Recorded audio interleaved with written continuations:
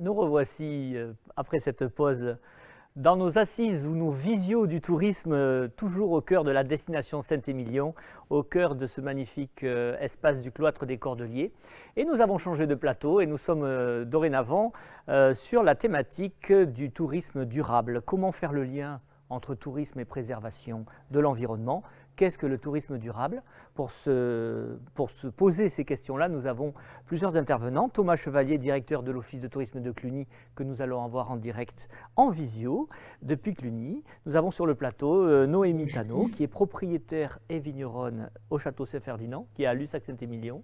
Tout à fait. À Lussac, donc en appellation Lussac-Saint-Émilion. C'est ça. Et puis Géraldine Boyer, fondatrice de Parcelles, qui implante des petites maisons éco-responsables, des tiny houses. Et la première a été implantée donc dans le vignoble de Saint-Émilion, au Château Champion, c'est bien ça. C'est ça. Le tourisme de demain peut-il être durable? Comment dans mon travail je vais pouvoir, moi, acteur socio-professionnel, hébergeur, viticulteur, apporter ma pierre à l'édifice? Je m'engage dans ma structure, ça commence par moi, mais je m'engage aussi auprès de mon environnement. Je sensibilise mes visiteurs, je dois responsabiliser sans culpabiliser.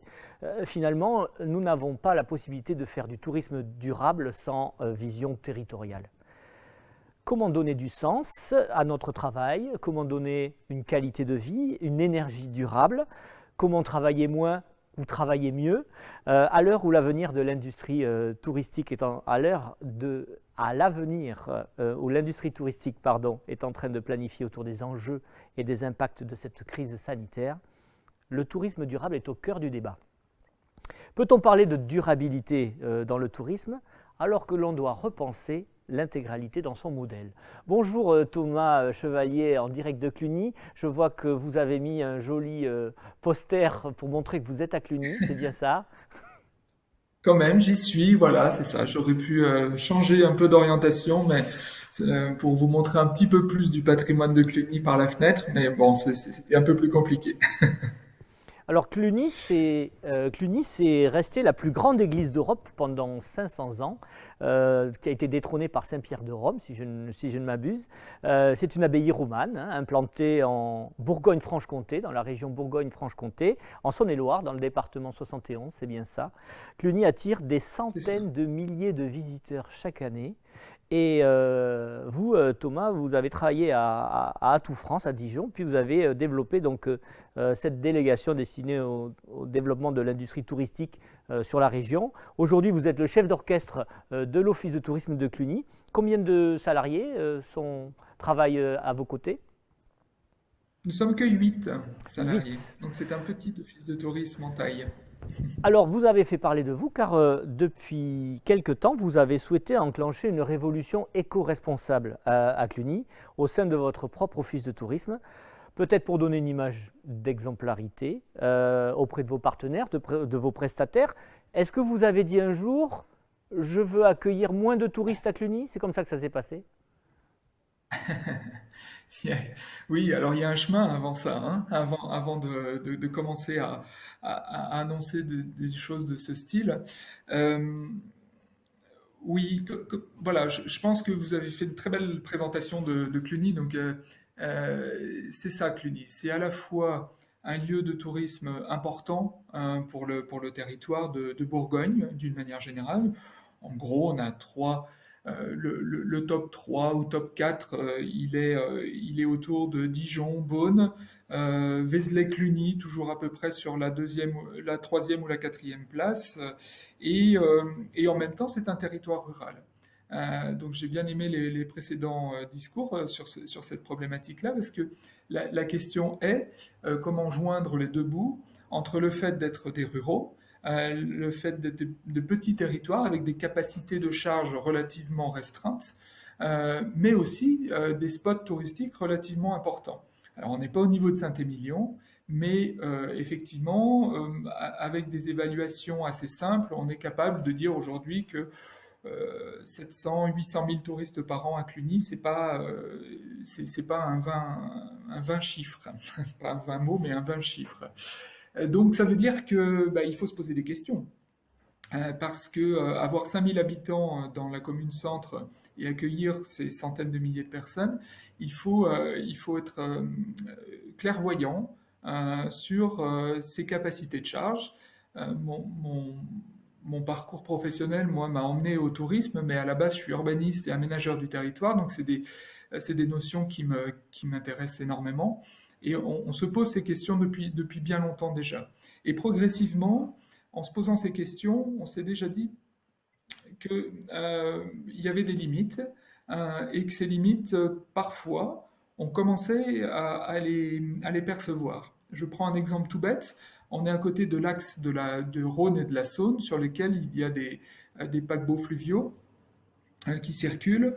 Donc on est à proximité, on est à une vingtaine de kilomètres de cet axe, avec Mâcon notamment, qui est une halte fluviale importante après Lyon.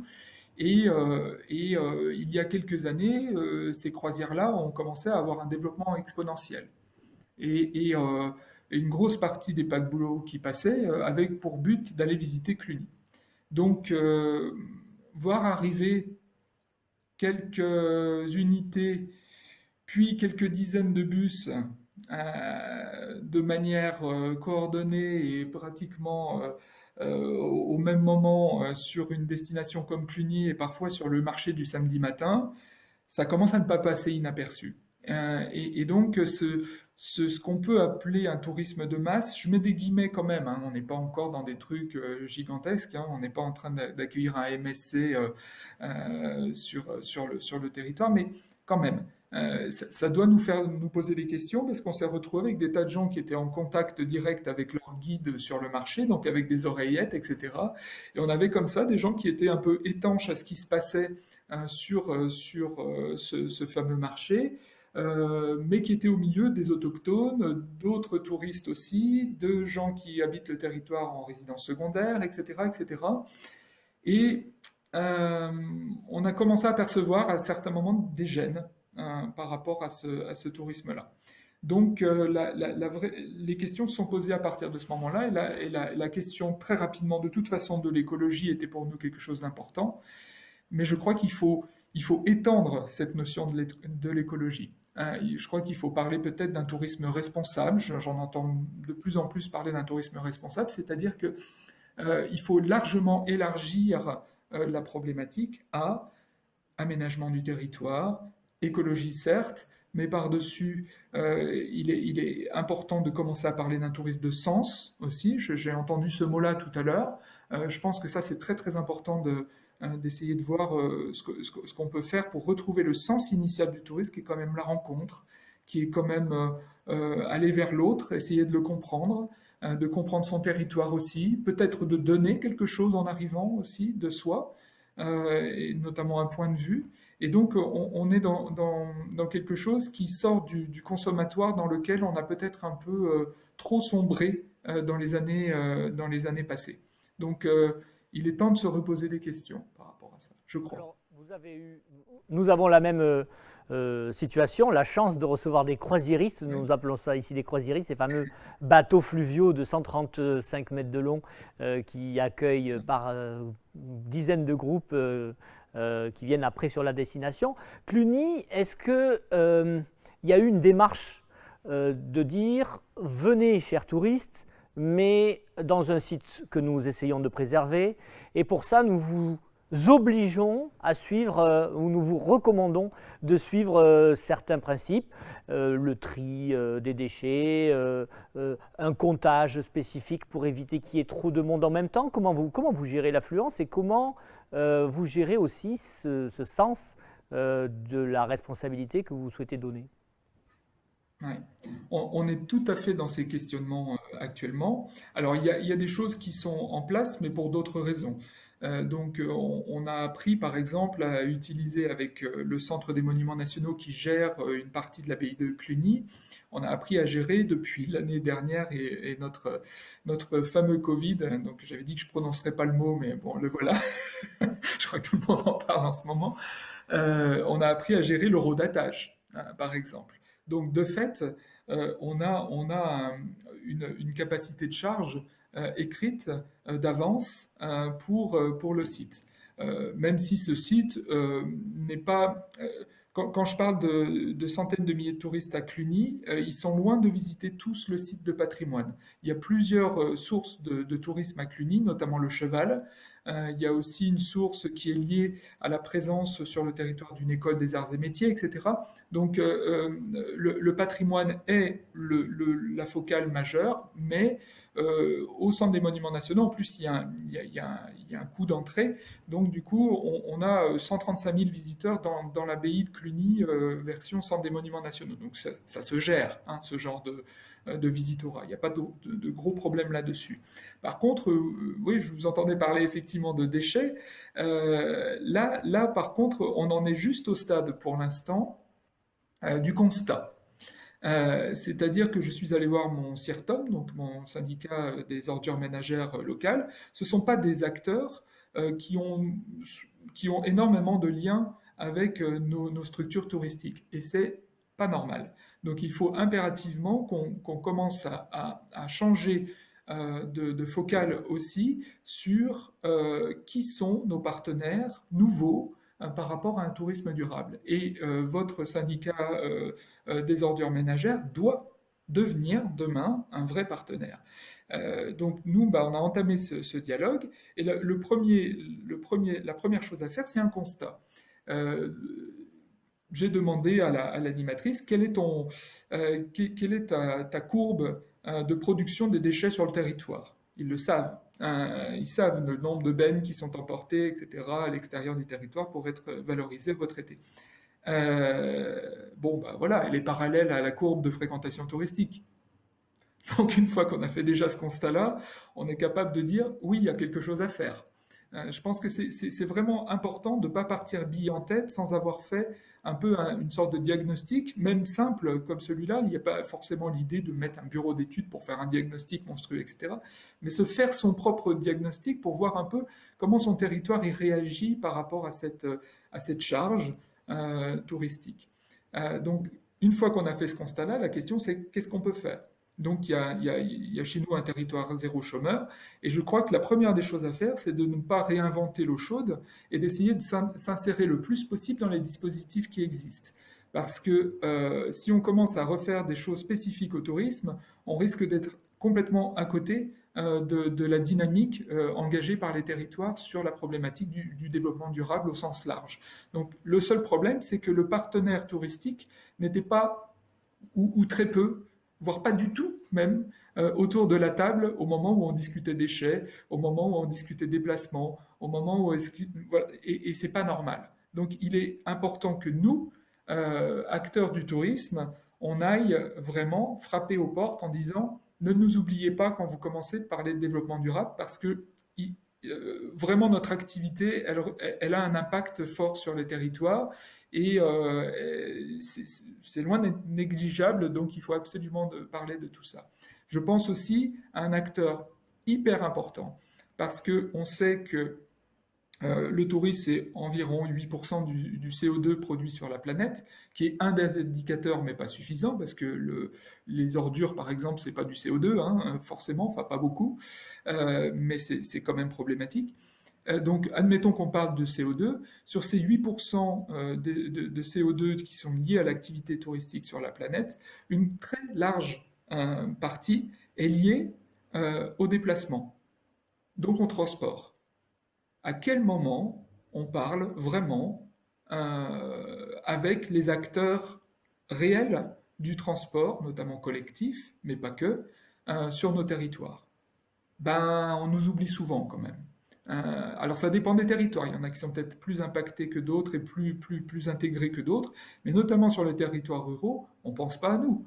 Alors les départements ne sont plus autorités organisatrices de transport, mais maintenant les régions. Moi, j'ai pas l'impression de discuter énormément avec mon autorité organisatrice de transport régional aujourd'hui. Et c'est pas bien, c'est pas normal.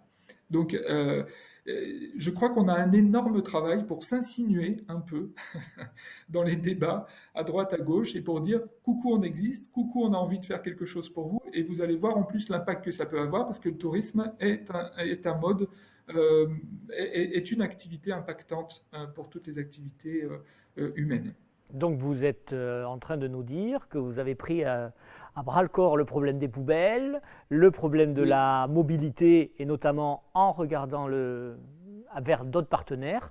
Ça veut dire que, clairement, quand on vient à Cluny, vous nous annoncez que on doit avoir un passeport vert, ou je ne sais pas mhm, de quelle couleur il peut être, un passeport qui dit je m'engage à respecter euh, certains critères. On sait qu'en Islande, quand on arrive à l'aéroport de Reykjavik, on oui. doit signer la charte qui respecte l'environnement.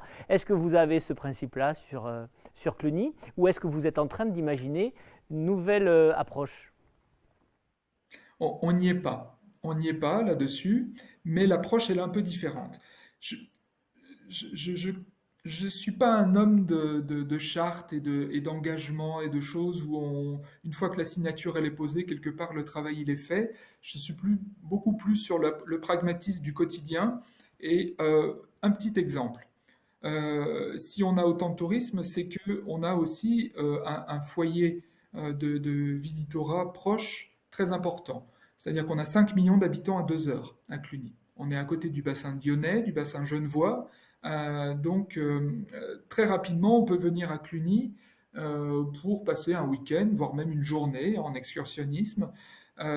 Et donc, c'est plutôt intéressant quand on veut justement faire en sorte de venir de moins loin. Par contre, parmi ces habitants-là, même ceux-là, on aimerait bien qu'ils viennent pas avec un mode carboné.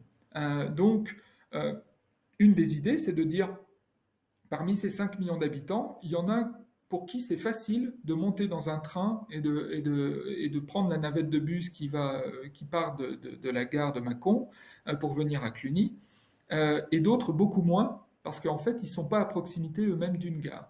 Eh bien, dans nos stratégies de promotion touristique, si tant est qu'on les garde, ça je pense on peut en parler peut-être un peu après, l'idée c'est d'aller toucher en priorité les gens dont l'accessibilité à Cluny est éprouvée et facile. On sait que Annecy-Cluny, par exemple, ça se fait très très bien, que Lyon-Cluny, ça se fait très très bien. Pourquoi aller chercher quelqu'un alors peut-être Genève, justement, dont on sait que il n'y a pas beaucoup d'autres moyens que la voiture, même si c'est qu'une heure et demie de voiture, pour venir à Cluny. Donc l'idée, c'est d'aller chercher les gens qui sont au bout de la ligne de train, avec très peu de changements, avec une facilité pour venir. Donc ça, je crois que c'est facile à faire pour tous les territoires. On a tous une petite accessibilité quand même parfois dans des milieux très ruraux. On a la chance d'avoir une ligne de bus qui nous connecte pratiquement tous les TGV qui arrivent dans la gare de Macoloché, qui est à 15 minutes à peine. Donc, allons chercher d'abord ces gens-là si on va chercher quelqu'un. Et puis la deuxième question qui est à se poser, donc je la pose tout de suite, c'est l'idée puisqu'on a un bassin comme ça renouvelé très important et qu'on voit qu'à Cluny ça vient un petit peu tout seul, est-il encore nécessaire de faire de la promotion touristique? Donc je sais que la question elle est dure, qu'elle se pose pas que chez nous. Je sais qu'à Pau, au Rencontre du e-tourisme, on pose régulièrement la question avec un certain nombre d'acteurs. Mais je crois beaucoup plus, moi, à des stratégies de développement du territoire pour faire en sorte que justement notre offre soit beaucoup plus qualifiée, beaucoup plus durable, justement à la base, plutôt que d'aller faire encore de la promotion sur des marchés. Alors les marchés lointains, ça fait longtemps qu'on a dit non, mais on a vraiment dit non, puisqu'on avait C'est-à-dire la que possibilité d'accueillir 27 agences chinoises il y a 2 ans et on ne l'a pas fait. vous n'acceptez Donc ça, plus c'est du tout niette. de clientèle asiatique dorénavant. Non. Enfin, c'est pas qu'on l'accepte pas, c'est qu'on ne va pas la chercher, c'est différent. Si bien sûr un Américain, un Australien, un Chinois, etc. veut venir à Cluny demain, on va pas mettre une barrière sur le parking en disant ah non, toi tu es Américain, tu peux pas rentrer. Non, ça ne marche pas, ça bien sûr que ça ne marche pas. Par contre, d'aller encourager justement ce tourisme lointain, il faut arrêter avec ça, y compris au niveau de nos régions. Je crois qu'il y a des régions qui sont en train de prendre des décisions fortes là-dessus. Il me semble que Occitanie est en route largement sur cette problématique. Il faut que nos régions arrêtent ces promotions qui sont en plus chères, qui rapportent un tourisme qui est extrêmement consommatoire au niveau des ressources, etc., puisque de toute façon c'est en avion que ça se passe, plus derrière qui est un tourisme qui est souvent euh, assez peu intéressant pour le territoire, à part peut-être pour un certain nombre d'établissements de luxe, etc., mais où on ne va pas forcément chercher le détail du territoire et aider peut-être, je ne sais pas s'il y en a qui ont vu la vidéo juste avant, mais voilà, des gens qui font du lait d'ânesse sur nos territoires.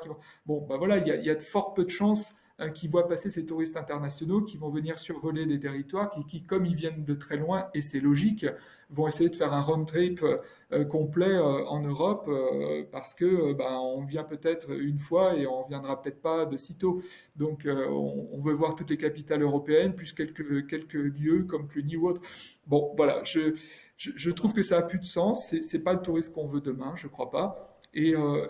Connaissons déjà bien ce qu'il y a à proximité de chez nous. Restons peut-être sur un tourisme quand même étranger, mais européen, parce qu'on a 500 millions d'Européens euh, proches, y compris pour certains. Alors, nous, on a la chance, c'est vrai, en Bourgogne, d'être un carrefour un peu européen en termes de voies de communication et en termes de distance vis-à-vis d'un certain nombre de pays, et d'être très accessible en TGV depuis une partie de l'Europe.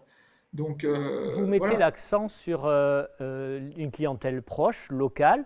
Est-ce que vous avez créé des nouveaux produits à Cluny à destination de cette nouvelle clientèle ou une clientèle qui peut-être avait des envies de Zanzibar et qui finalement reviennent, c'est Cluny vs Zanzibar, mais en tout cas, quels produits vous leur mettez vous mettez en avant pour ces clientèles locales, en tout cas les 5 millions de Euh, personnes qui vivent autour de Cluny.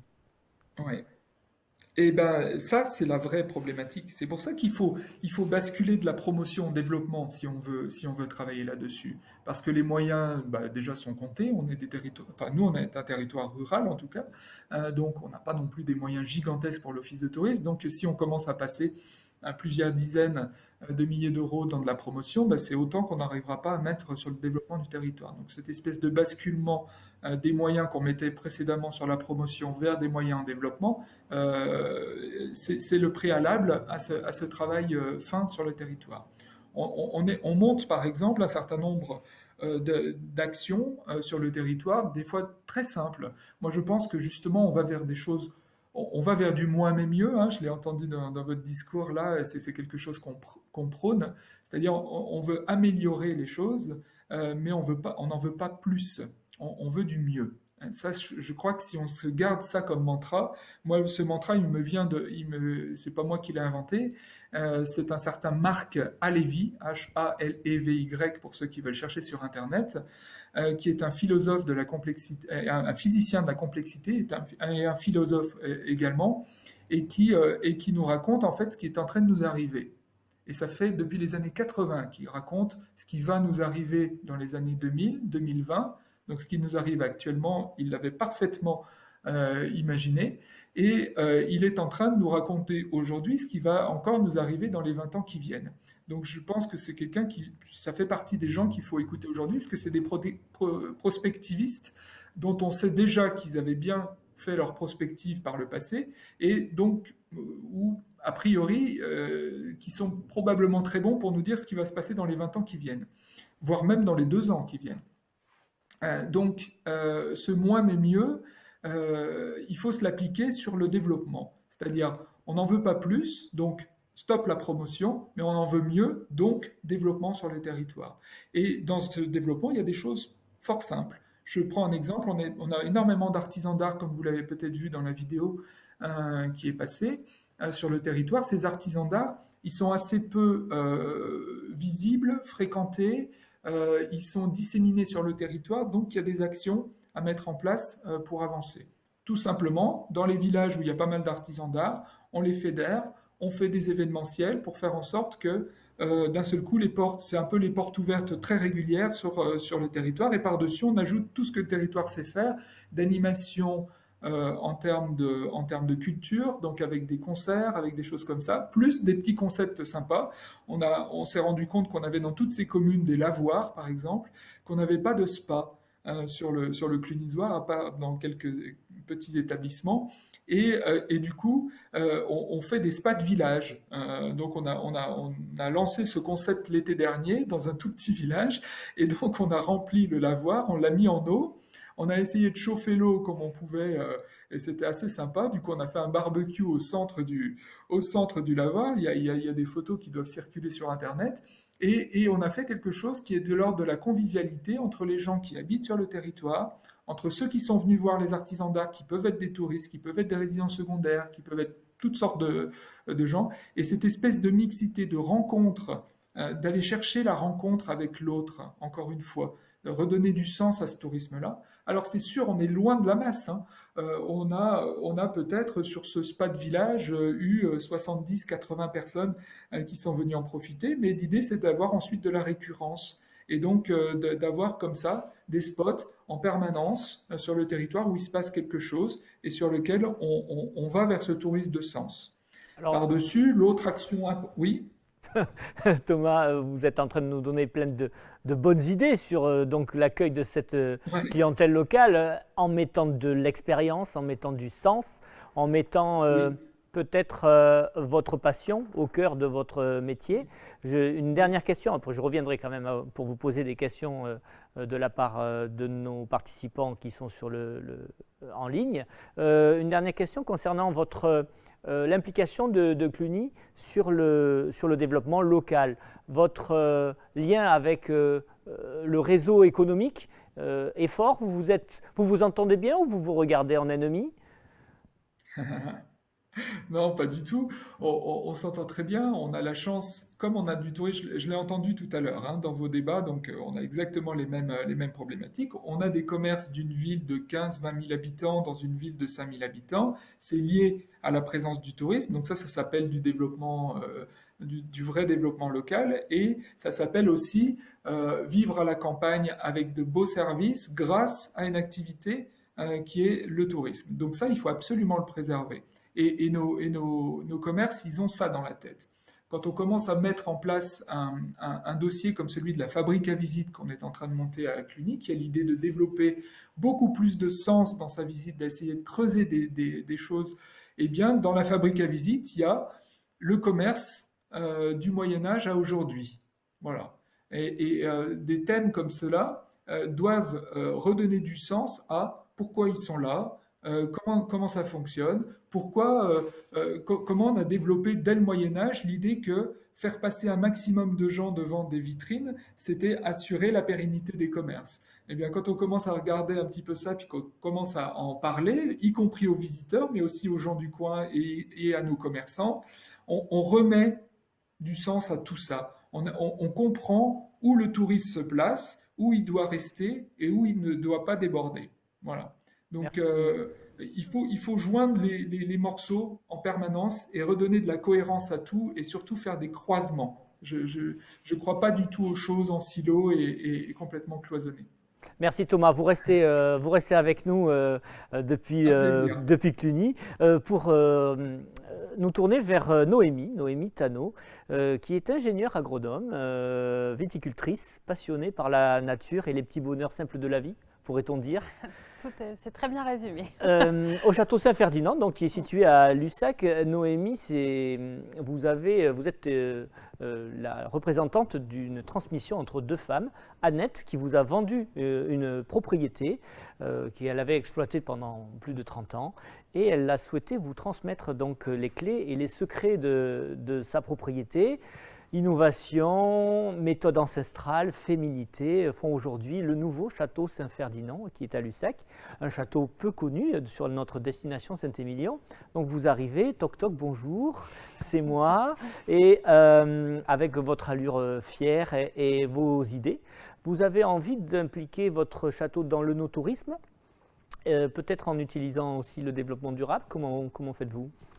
Effectivement, donc, je viens de reprendre en 2020, donc tout est en train de se mettre en place. Effectivement, c'est une propriété qui fonctionné voilà, il y a quelques années, qui s'était un peu éteinte ces dernières années. Et donc, voilà, l'idée pour moi, c'est de valoriser en fait le travail que je fais quotidiennement. Donc, je suis toute seule sur l'exploitation. Je fais voilà, tous les travaux, aussi bien le tracteur, etc.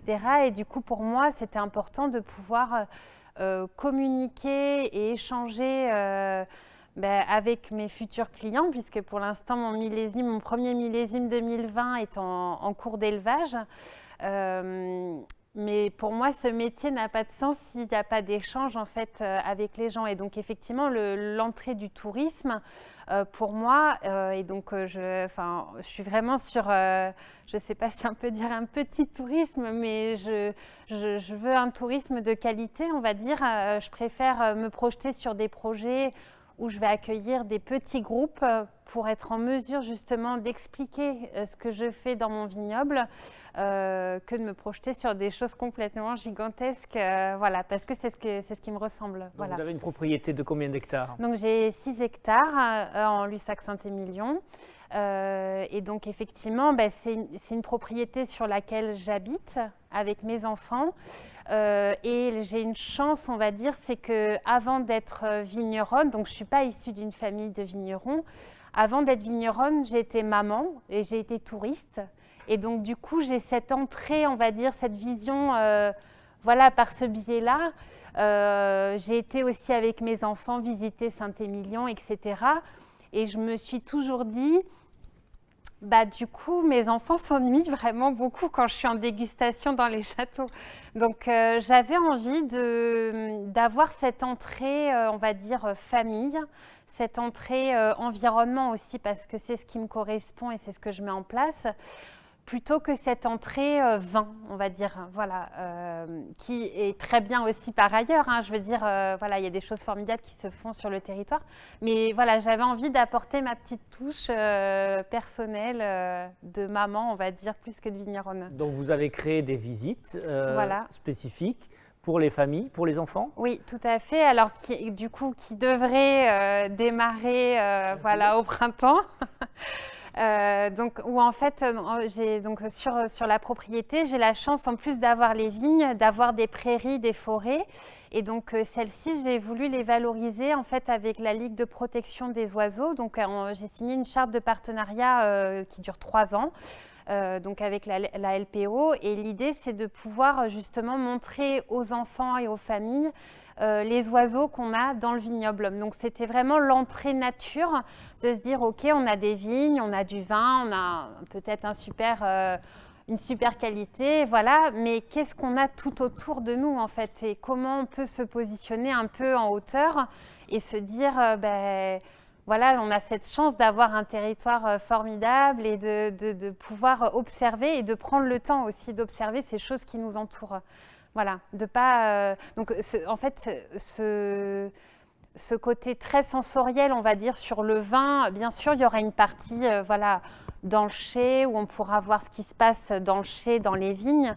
Mais il y a aussi une partie où on a besoin de repos, de calme et d'observation. Voilà, le regard qui se pose autour du vignoble, pour moi, c'était vraiment très important. Voilà. Donc, ce sont des visites qui sont payantes. Oui.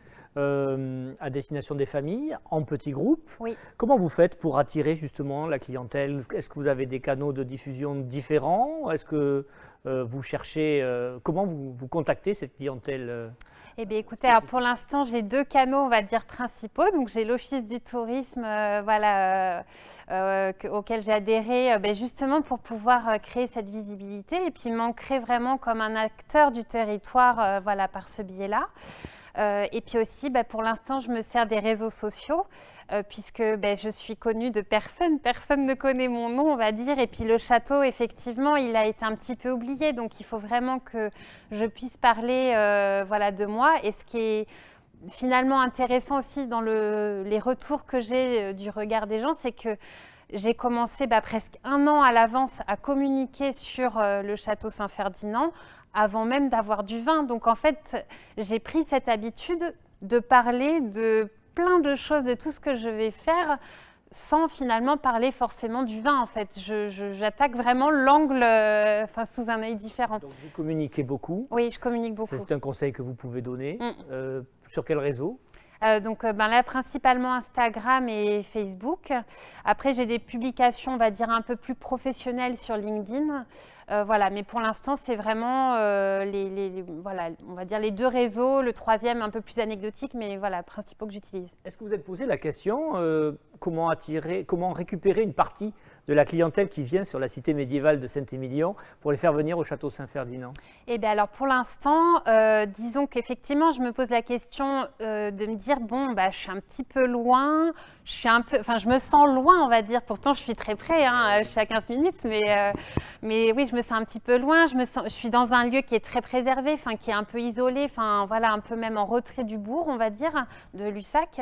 Et donc, pour moi, oui, c'est intéressant de pouvoir aussi attirer cette clientèle. Après, en tant que touriste, je me dis, 15 minutes quand on est touriste, c'est tout à côté, en fait. Voilà.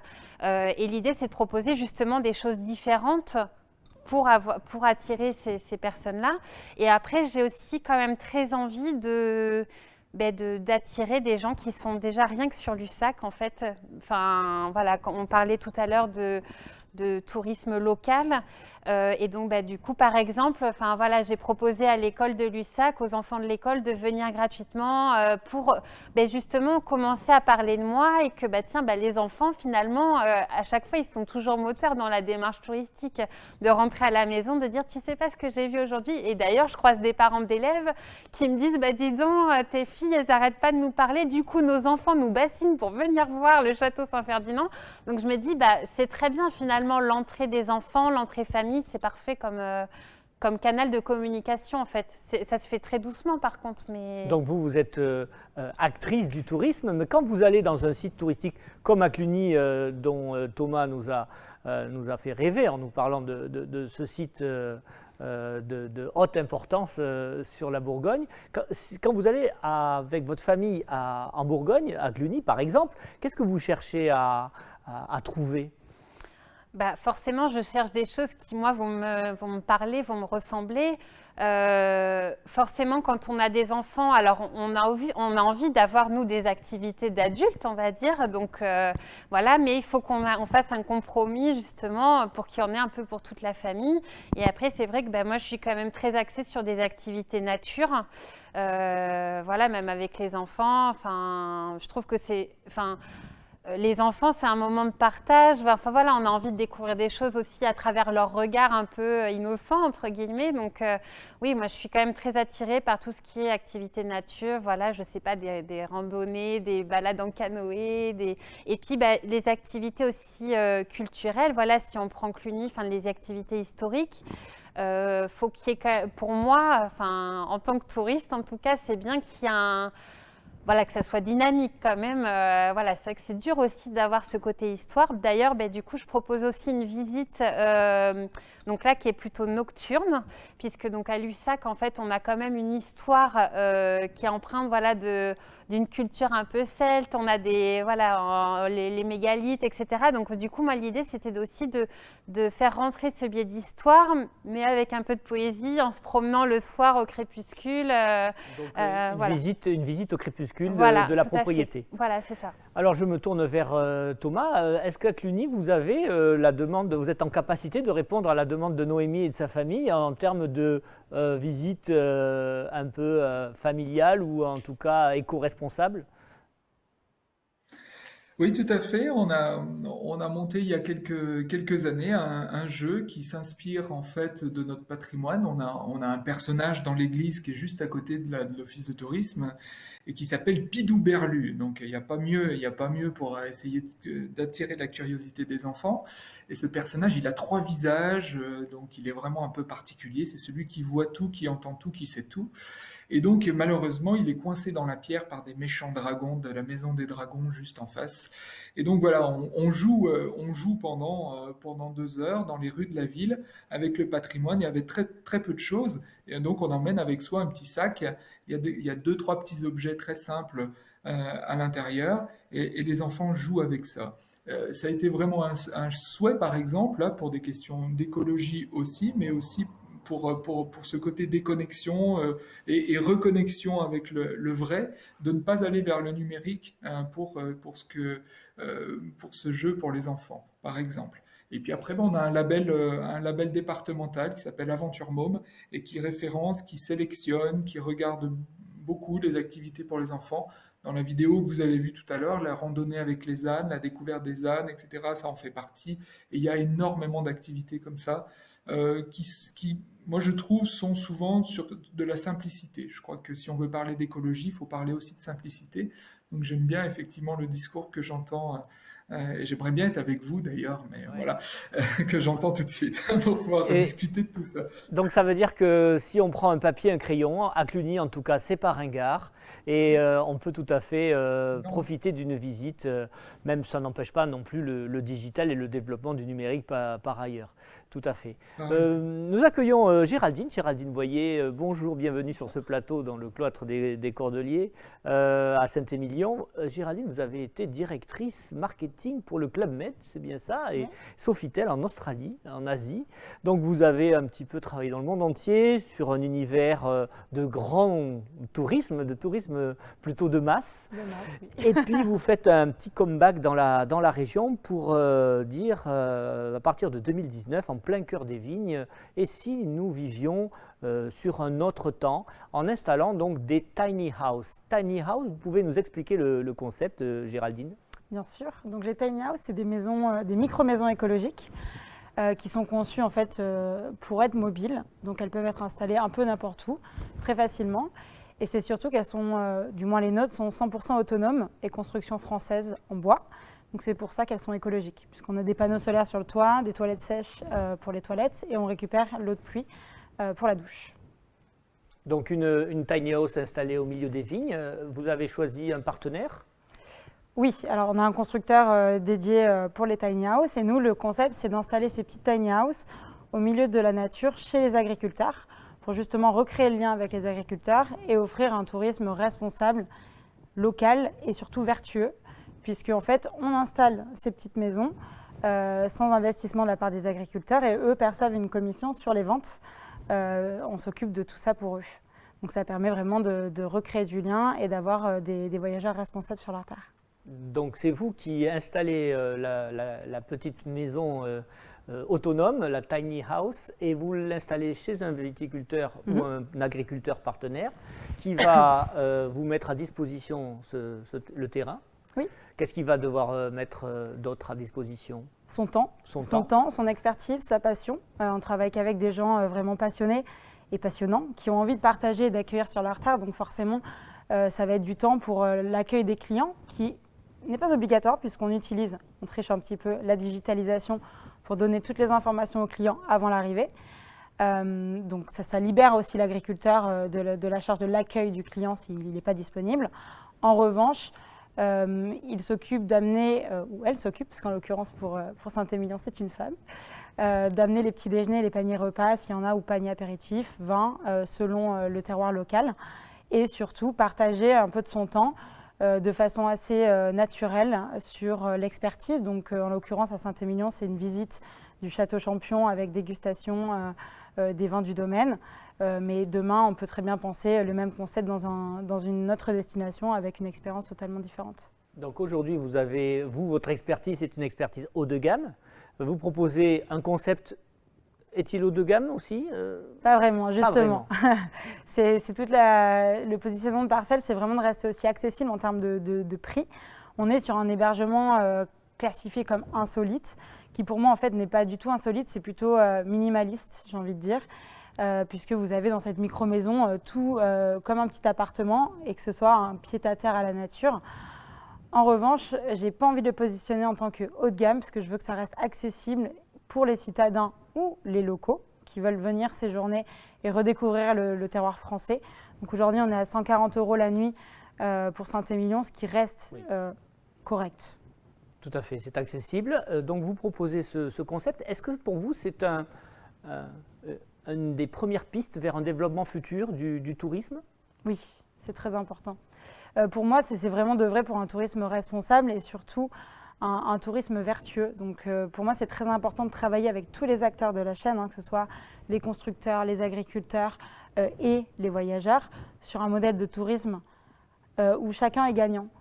Donc que ce soit l'agriculteur par le partage de ses connaissances, une rémunération qui rémunère, ils ne font pas ça pour bien sûr l'argent, mais ça rémunère leur temps aussi investi. Le voyageur qui puisse voyager à un prix juste et travailler avec des acteurs absolument impliqués. Donc ça, c'est le premier, on va dire, point du tourisme vertueux. Et deuxième, c'est le tourisme responsable. Donc bien sûr, essayer de travailler des matières qui sont éco-sourcées. On travaille avec des forêts respectueuses de l'environnement des Landes. Ça a été construit en France par un constructeur indépendant. On essaie vraiment de travailler avec des matériaux et des choses made in France au plus possible. On n'est pas parfait, mais on y travaille pour arriver à quelque chose d'assez sympa. Vous avez donc une clientèle amoureux de la nature, type bobo urbain, ou vous êtes sur des clientèles très ouvertes? On a un peu des deux. On a surtout des amoureux de la nature et des amoureux du terroir, de la gastronomie. Je dis souvent que Parcelles, c'est pour les citadins gastronomes. Parce que l'idée de Parcelles, c'est de s'échapper de son appartement, trouver quelques hectares dans un lieu absolument fabuleux, en pleine nature, et de bien manger et bien boire avec modération les produits du terroir. Donc c'est vraiment ça, mais on a aussi, actuellement, on a des clients qui viennent souvent de Bordeaux et de Paris. Donc c'est vraiment, on va dire, les deux points. Les Parisiens qui vont venir en train pour se reposer et déconnecter le temps d'un week-end. Donc vous proposez un tourisme accessible à tous, aux familles. On peut rentrer donc à 4 personnes. Deux pour l'instant. Alors c'est pas pour les familles, on y travaille. C'est pour les couples. Non, on y travaille. C'était la volonté de aussi commencer le concept assez simpliste pour les couples. Après, on va travailler sur des hébergements familles qui devraient pas tarder. Je pense que d'ici début 2022, on aura des hébergements familles. Donc d'autres propriétés, d'autres acteurs du tourisme pourraient vous contacter pour installer directement les petits hébergements sans qu'ils dépensent d'argent sur leur propriété pour proposer cette forme de tourisme. Exactement. Nous, on est toujours à la recherche d'agriculteurs dans différents territoires de France, puisque là, on a des ouvertures planifiées jusqu'en septembre, plutôt proche Paris, pour justement les Parisiens, mais on n'oublie pas les provinciaux des grandes agglomérations. Donc on cherche, il y avait un point très intéressant par Thomas, c'était d'avoir un coin de nature qui soit un petit peu reculé, comme le château Ferdinand, mais aussi accessible, puisque il faut penser aux gens qui voyagent justement sans voiture, et ça c'est un gros point de développement pour nous, d'avoir ce dernier kilomètre, cette solution où demain on pourra accéder à toutes les destinations Parcelles en train et avec un système de navettes, etc., de rendre tout ça très facile d'accès. Donc le concept du dernier kilomètre, effectivement, très important. Très, très important. Je me tourne vers Thomas. Est-ce que vous avez, d'abord, première question, est-ce que vous avez des concepts comme les tiny house que nous développons sur Saint-Émilion, autour de Cluny? On a quelques hébergements qu'on appelle insolites, mais je pense qu'on peut pousser un petit peu le développement. Donc il y a encore un peu d'ouverture sur le sujet et on a pas mal d'investisseurs qui commencent à frapper à la porte pour justement trouver les espaces. C'est une des problématiques, c'est de trouver les espaces. Donc la question, c'est comment on maîtrise aussi un peu notre urbanisme derrière pour faire en sorte qu'on puisse accueillir au mieux et au plus rapidement les investisseurs qui arrivent sur ce genre de concept qui sont pour nous abordables. En revanche, on sait dire non aussi à d'autres investissements et on vient de dire non, par exemple, à Cluny, à l'implantation d'un hôtel de 87 chambres qui ne correspondait pas du tout à ce qu'on attend de notre touriste de demain. Donc, c'est faire des choix aussi qu'on va devoir faire. C'est-à-dire ne pas dire oui à tout le monde et certainement pas oui au mieux disant qui arrive avec 14 millions d'euros dans la poche. Donc vous allez plutôt inciter à ce que ce soit des locaux qui développent des produits, si je comprends bien, comme nous avons les exemples avec Noémie et Géraldine, des exemples des produits d'expérience, des produits de sensibilisation, des produits sincères qui ont du sens. Oui, qui dialoguent avec le territoire et qui ne viennent pas se plaquer dessus. Donc ça, je pense que c'est extrêmement important. je fais du coup un tout petit crochet vers quelque chose. Vous savez quand même que sur Saint-Émilion, vous avez au moins sur votre territoire d'office de tourisme 2 sites clunisiens que je regarde sur le site internet de la Fédération des sites clunisiens. Et nos clunisiens, ils sont venus justement implanter des abbayes sur les territoires et ils ont tout fait pour qu'elles s'implantent avec du sens sur les territoires. Je crois qu'ils ont beaucoup à nous apprendre, ces moines clunisiens qui ont eu quand même plus de 2000 sites sur toute l'Europe, depuis la Pologne jusqu'à... Donc c'est une multinationale du Moyen-Âge, mais elle s'inspirait du local. C'est-à-dire que le modèle clunisien, c'est essentiellement de prendre des abbayes existantes et de les transformer, mais de leur garder leur implantation locale. Donc, si vous allez au prieuré de Saint-Étienne-de-Lys, par exemple, ou que vous allez à Saint-Sulpice de Falérins, vous allez trouver des sites clunisiens. Voilà. Et Tourtirac aussi, apparemment. Et Garde-Gand, oui, Tourtirac. Thomas, vous nous apprenez quelque chose ce matin, entre autres, sur les sites clunisiens. Et ils seraient les bienvenus dans la Fédération des sites clunisiens, qui est juste au-dessus de ma tête, ici, et qui référence 200 des sites clunisiens dans quelque chose d'européen. J'insiste là-dessus parce qu'il y a aussi quand même toujours... Il faut faire très attention dans l'époque où on est en train d'entrer, de ne pas faire du nombrilisme et de ne pas faire du repli sur soi. Il faut garder cette ouverture, mais avec du sens. Voilà. Il n'y a pas l'idée de se fermer au reste du monde ou je ne sais pas quoi, puis de faire un petit peu de local au local et ça ira bien comme ça. Ça ne peut pas marcher comme ça. Depuis le Moyen-Âge, ça ne marche pas comme ça. Donc il faut trouver les liens avec l'extérieur, mais qui ont du sens. Bon, en tout cas, le sens, c'est bien le mot de conclusion. Merci Thomas Chevalier. On retrouve donc le site internet de l'Office de tourisme de Cluny sur notre site lesassisesdutourisme.org, sur lequel vous êtes connectés, chers spectateurs. Merci Géraldine et Noémie pour votre participation. On change finalement de perspective. Comment voyager en faisant le moins de mal possible, comment voyager en faisant profiter un territoire et comment recevoir des touristes tout en rendant notre territoire meilleur. C'était bien la problématique de ce matin sur le tourisme durable. Comment contrôler du tourisme, où se trouve la limite de nos atouts économiques dans une politique de développement et comment faire participer les touristes de manière significative. Recevoir mieux, recevoir moins, point d'interrogation, comment donner du sens à notre tourisme. J'espère que ce matin, les différents intervenants que vous avez pu entendre ont participé à cette réflexion et vous aident à apporter des pistes de développement et aident aussi nos politiques à réfléchir sur les développements futurs de notre destination Saint-Émilion. Donc merci à nos invités.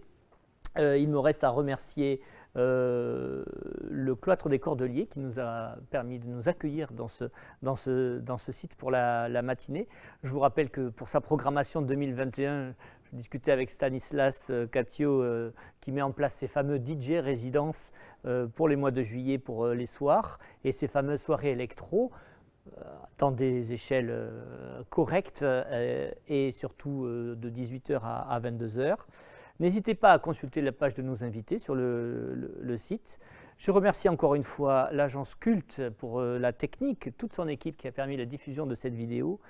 Je témoigne toute mon admiration pour Camille Bouillet, chargée de développement touristique à la communauté de communes, qui s'est investie et qui a œuvré pour que ces assises se déroulent de la meilleure façon possible. J'espère que ce format vous a plu. N'hésitez pas à partager vos retours sur le questionnaire que nous vous enverrons par la suite. Si vous voulez revoir cette matinée, elle est disponible sur YouTube dès la semaine prochaine. Nous espérons vous retrouver en présentiel, en personne, dès l'année prochaine. Je vous laisse désormais avec une série de vidéos qui vont vous présenter les différents châteaux qui auraient pu nous accueillir cet après-midi, qui devaient nous recevoir et qui pourront le faire, j'en suis sûr, dès la fin de ce confinement, si vous avez envie de les découvrir. Merci beaucoup, excellente journée.